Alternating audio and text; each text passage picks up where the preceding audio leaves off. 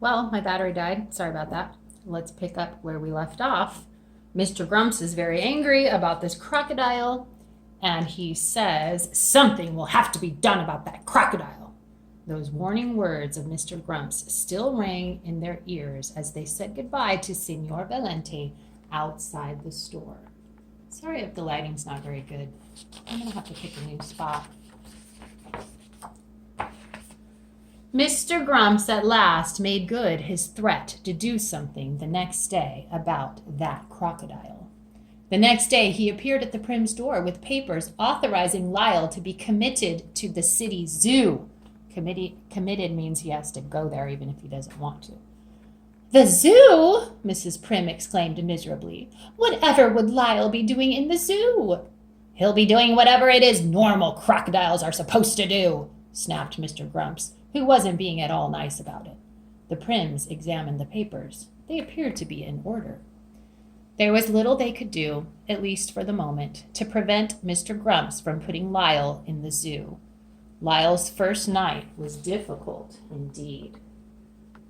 Poor Lyle. Not wanting to seem unsociable, he decided to join the other crocodiles who were cozily piled together. Just when he thought he had gotten himself comfortable on top, he awakened to find himself crushed to the very bottom. Poor Lyle. Lyle's restlessness so annoyed the other crocodiles, they all just got up and stomped off in a huff. Now let's look at that word, restlessness. Remember that less means without. So without rest, he couldn't rest. He kept moving around all over the place.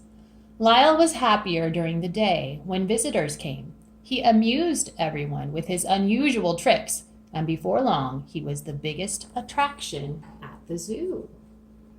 So he amused everyone, meaning he entertained them, he made them smile, and he was a big attraction, which is something everybody wants to see or look at or do. Joshua and Mrs. Prim visited regularly, arms laden with games, toys, and the Turkish caviar that Lyle so loved. Mrs. Prim did her best to smile and appear cheerful, but just couldn't hide her concern. "Are you feeling all right, dear?" she would ask. "Are you getting enough rest? Are you making friends with the other crocodiles? Do the lions keep you awake at night? Is the floor too damp? Do the flies pester you?" Lyle shook his head, yes or no, depending on the question. He tried putting on a brave front, but Mrs. Prim knew very well he was unhappy and fought back her tears. One night, a new zookeeper arrived at Lyle's cage. Surprise, surprise! Who is it?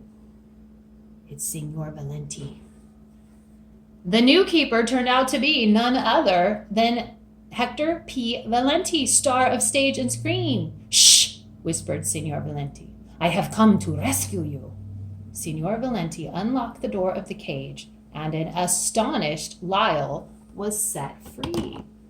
He's astonished, meaning he's surprised, he's shocked, he can't believe it.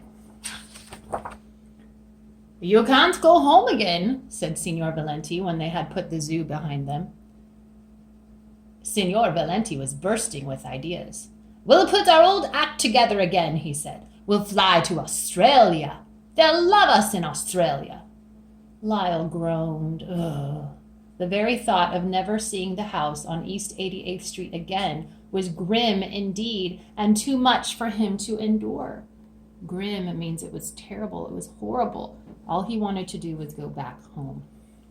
Signor Valente read his thoughts and decided Lyle should have one last look at the house on East 88th Street.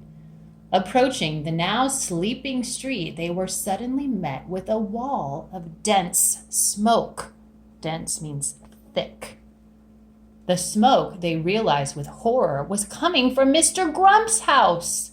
While Signor Valente ran to signal the alarm, Lyle broke into the house and rescued the still sleeping occupants. So now he's a hero. Do you think Mr. Grumps is going to like Lyle now and appreciate him now that he saved him and his precious kitty cat? Let's see what happens. A gasping, frightened Mr. Grumps and his cat were led to the safety of the street. Look at that. Lyle's a hero. Now the Prims and the entire neighborhood were awake and witness to Lyle's heroism. Mr. Grumps could not thank him enough. Ladies and gentlemen, said Mr. Grumps to the crowd of onlookers, Lyle is the bravest, the kindest, the most wonderful crocodile in the world. I would consider it a privilege and a pleasure to have him as our neighbor once more. Hooray! Shouted the Prims. Hooray! Shouted the crowd. Lyle moved back to the house on East AVA Street that very night. Several days later, a farewell party was given by the Prims for Signor Valenti, who was leaving to seek fortune and adventure in Australia. So farewell, if you have a farewell party, that means a goodbye party. He's leaving.